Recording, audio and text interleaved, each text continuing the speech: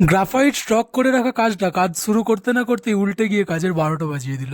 যাই হোক, চলো কাজটা শুরু করা যাক। হাই, আমি সুপ্রতিম। আজকে আমার ড্রয়িং চ্যালেঞ্জের পার্ট 116। আচ্ছা, ফেসবুক থেকে পরিচয় হয়েও কি কারোর সাথে ভালো বন্ধুত্ব রাখা যায়? চলো আজ তাহলে তোমাদের সেই স্টোরিই বলি। ছেলেটির নাম সোমরূপ দেবনাথ। আজকে আমি ওরই ছবি আঁকছি। আজ থেকে 4-5 বছর আগে একটা ফেসবুক ড্রয়িং পেজের থ্রুতে আমার সাথে সোমরূপদার পরিচয় হয়, এবং সেই থেকে প্রায় 2-3 বছর আমাদের প্রচুর কথা হয়েছিল। ফেসবুক থেকে পরিচয় হওয়া এক ছেলে কখন যে দাদা থেকে বন্ধু হয়ে গেল বুঝতেই পারিনি। আমাদের মধ্যে এজ ডিফারেন্স প্রায় 2-3 বছরের, বাট আমাদের কনভারসেশন শুনলে তুমি সেটা কোনোদিন ধরতেই পারবে না। সময়ের সাথে সাথে ফেসবুক থেকে গড়ে ওঠা বন্ধুত্ব একসময় হোয়াটসঅ্যাপে এসে স্থগিত হয়ে যায়। ফোন এক্সচেঞ্জ করে দেওয়ায় কন্ট্যাক্ট নম্বর ডিলিট হয়ে যায়, এবং মাঝখানের কয়েক বছর আমাদের যোগাযোগ ছিল না। কয়েক বছর পর মেসেঞ্জারে আমার একটি ডিএম আসে, সেখানের একটি মেসেজ ফিরিয়ে দিল আবার আমাদের বন্ধুত্ব।